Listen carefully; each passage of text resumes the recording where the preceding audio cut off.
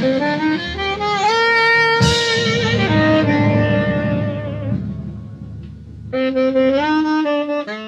all these obstacles and all the difficult things we go through in life, music is there to help.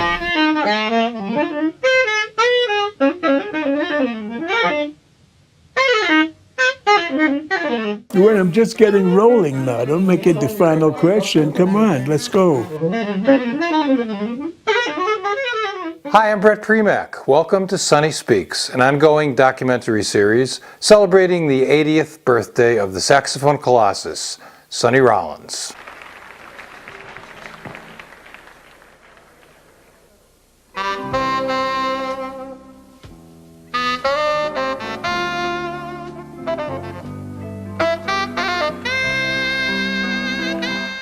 Jazz transcends life and death as we know it on this planet.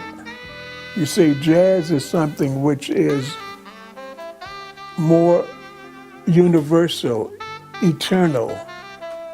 So it has, you say optimistic about, well, I'm optimistic about,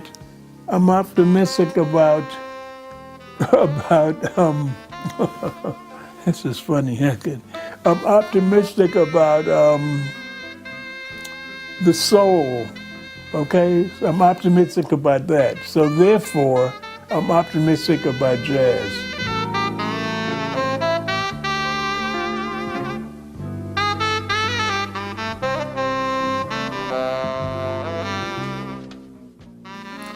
Well, jazz is a force of nature. It's a feeling.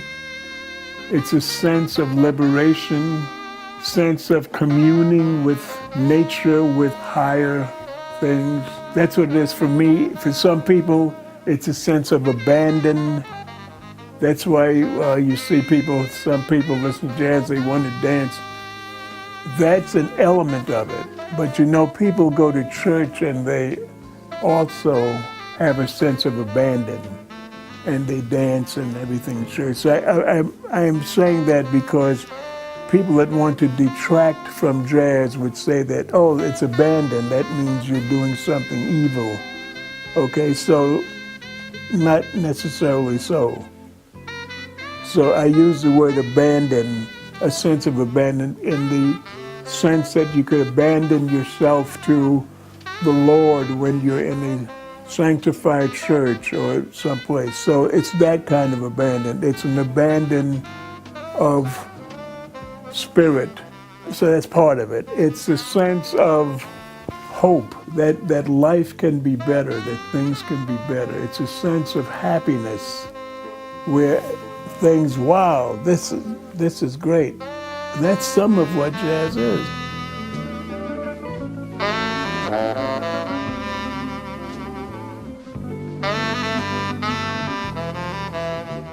I play jazz probably because in a former existence, I might have been a musician, and so that when I was born, I was already really attuned to jazz. I heard, as I said, when I was in the crib almost, I was listening to Fats Waller, and I know Fats Waller from earliest memories I can think about Fats Waller. And it imbued me with joy. So I think not only did I like music, a lot of people like jazz, but I think I had an extra pull from wherever to become a musician, to want to do it. Now, I was also artistically inclined. I like to draw. I like to do watercolor paintings. And so I was artistically inclined. So that might be part of also my former existence, whatever. I came out this time as an artist. How do I bring myself up? How do I get to a high place whenever I solo, whenever I perform? That's always, There's no way. If you have an antagonist next to you, in a way it's easier in a sense because it's going to push you. But if you're by yourself, as you say, well, and without another instrument, I think about that the other day. I was talking to somebody and about something, and we were saying, and I explained to them, well, Gene Ammons, a great saxophone player, he was playing with a quartet. Dexter Gordon played. I mean, a lot of guys play with, they didn't always play with another instrument next to them on the front line. So you have to bring yourself up.